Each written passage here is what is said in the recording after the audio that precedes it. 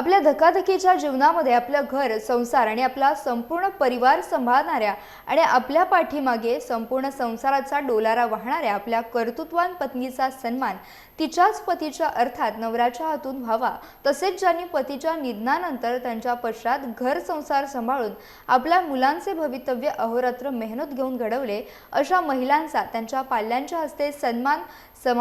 समाजासाठी उल्लेखनीय कार्य करणाऱ्या विविध क्षेत्रातील महिलांचा सन्मान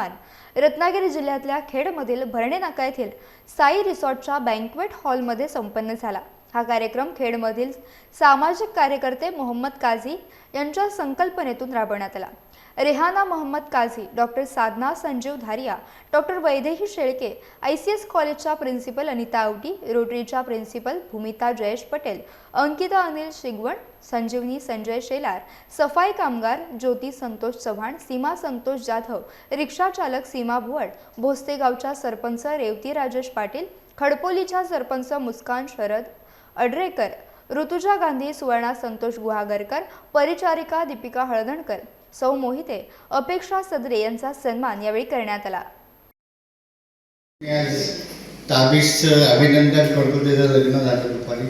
आणि एवढ्या बिझी कार्यक्रमातनं काझी साहेबांनी हे घेतलं, मला तर आश्चर्यच वाटलं। म्हटलं लग्नाच्या कार्यक्रमात संध्याकाळी नारी सन्मान पुरस्कार घ्यायचा, ही संकल्पना आम्ही पण MBA कॉलेजला चालू केली होती, पण आपली पुरुषप्रधान समाज बघून मला असं काही तेवढा उत्साह प्रोत्साहन मिळालं नव्हतं त्यावेळेला, पण आज हे बघून मला खूप बरं वाटलं। पण ते जी जाणीव आहे ती जाणीव अजून आपल्या समाजामध्ये तेवढी पर्कोलेट झालेली नाही की आईचा खूप मोठा वाटा असतो मुलांना घडवण्यामध्ये, आणि त्याचं जर ॲक्नॉलेजमेंट जर आज जो इंडियन ऑइल कार्यक्रम चालू केला की पतीतर्फे किंवा कुटुंबातल्या एका व्यक्तीतर्फे त्यांचा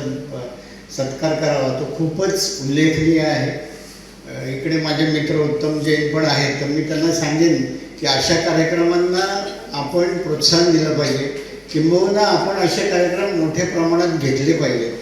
जेणेकरून समाजामध्ये काहीतरी जाणीव होईल की आईचं महत्त्व किती आहे कुटुंबामध्ये। मी आज खूप प्राऊडली असं वाटतं की माझ्या आईबद्दल मला खूप काही बोलूचं वाटतं, पण टाईम लिमिट आहे आपल्याला। बट मी आता ट्रॅव्हल करून आले, जेव्हा मला कॉल करून सांगितलं की माझा सत्कार होतोय, तर तिने डायरेक्टली मला काय सांगितलं नाही, पण मला बोलली की माझा सत्कार होतोय। मी मम्मीला म्हटलं की किती लेट होऊ दे, किती काय होऊ दे, पण मी येईन। जसं झाले, मी फ्रेश झाले तसेच आले ट्रॅव्हल करून माझ्या आईसाठी। मला आज खूप प्राऊडली वाटते की मी तिची आई, तिची मुलगी आहे मी, आणि तिने जे स्ट्रगल केलं आमच्यासाठी, माझ्या भाऊसाठी, माझ्यासाठी, माझे वडील गेले त्याच्यानंतर सुद्धा आज मी जे काय आहे ते तिच्यामुळे आहे। मला 2 मुलं आहेत आणि सुखाने संसार करते तेही तिच्यामुळेच करते, कारण का मला तिने एका शब्दावर फक्त मला बोलली होती की तू लग्नाला तयार आहेस का म्हणून। तर मी म्हटलं तुझ्यासाठी मी काही करेन, मी उभी राहिले लग्नाला, आणि तुझ्यासाठी तिने जे काही निवडलेलं माझ्यासाठी, आणि जे आहे ते माझे मिस्टरसुद्धा आहेत त्यांच्या माझ्या आईला सपोर्ट करण्यासाठी, आणि जे काय आहे ते सुखाने जे काय आहे हॅपीली मी जे आहे।